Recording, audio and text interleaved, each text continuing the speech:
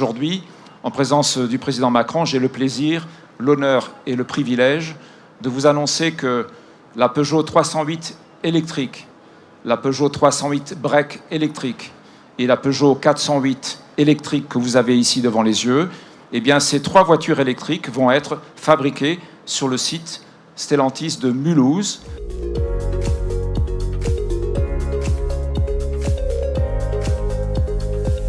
Bonjour à tous, nous sommes jeudi et comme à notre habitude désormais, on se retrouve pour un nouvel épisode du journal des Net Investisseurs. Aujourd'hui, on va parler automobile et écologie. Paradoxal? Peut-être, mais c'est parti.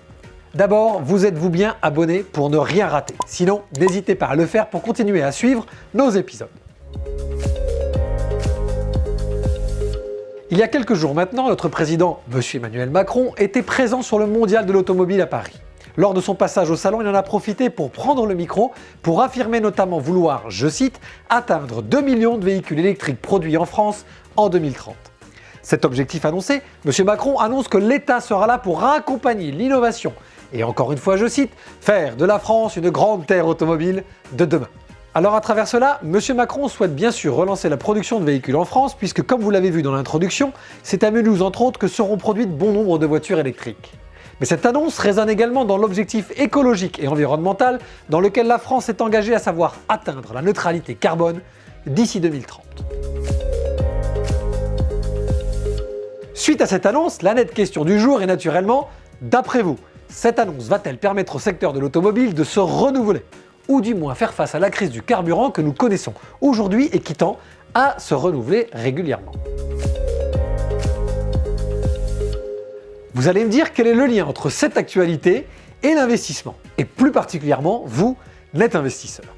Eh bien, je voulais vous parler de cette actualité aujourd'hui parce que sont de plus en plus présents dans nos vies de citoyens, mais également d'investisseurs, les labels, les normes énergétiques, climatiques, écologiques. Nous voyons par exemple au travers de cette actualité, à travers particulièrement le groupe Stellantis, je vous le rappelle, le groupe Peugeot Citroën, que l'économie et l'écologie font maintenant pair pour vous, investisseurs. Donc je pourrais vous parler évidemment des progrès et des projets d'investissement que ce groupe, entre autres, mais l'industrie automobile française en général, pourrait avoir, et peut-être le pari que vous pourriez faire, net investisseur, au travers de votre contrat d'assurance vie ou de votre compte titre, en pariant sur ces labels écologiques dans l'automobile.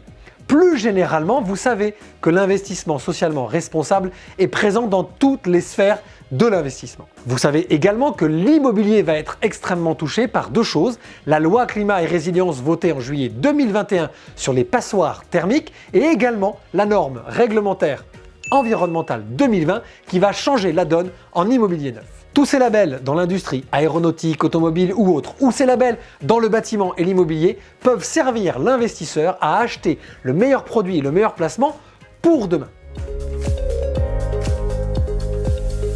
Il est désormais temps de répondre à la question de la semaine dernière qui était « Est-ce que la crypto, c'est l'avenir ou est-ce un danger ?» Alors nous avons plusieurs réponses, notamment celle de Fabien qui nous dit « La disparition du liquide n'est pas une simplification, mais un moyen de contrôle. » Ou encore la réponse de Serkan qui nous demande si les banques vont disparaître à l'avenir. Alors je vais vous donner mon point de vue et répondre à ces commentaires. Évidemment Fabien, vous avez raison. On le voit très bien aujourd'hui avec la création du yuan numérique par la Chine. Si la Chine décide de choisir une monnaie numérique, c'est avant tout pour centraliser autour de cette seule monnaie toutes les informations et les achats des Chinois. Pour répondre à Serkan également, c'était tout le sujet de l'actualité de mardi dernier. Les banques françaises elles-mêmes s'inquiètent de la centralisation autour d'un euro numérique à la banque centrale des opérations qui ne donnerait plus de sens à l'existence même des banques commerciales. Enfin, faisons leur confiance, c'est pas fini tout ça. Merci à tous pour votre fidélité et vos réponses aux nettes questions. Allez, je vous attends mardi prochain. À la semaine prochaine.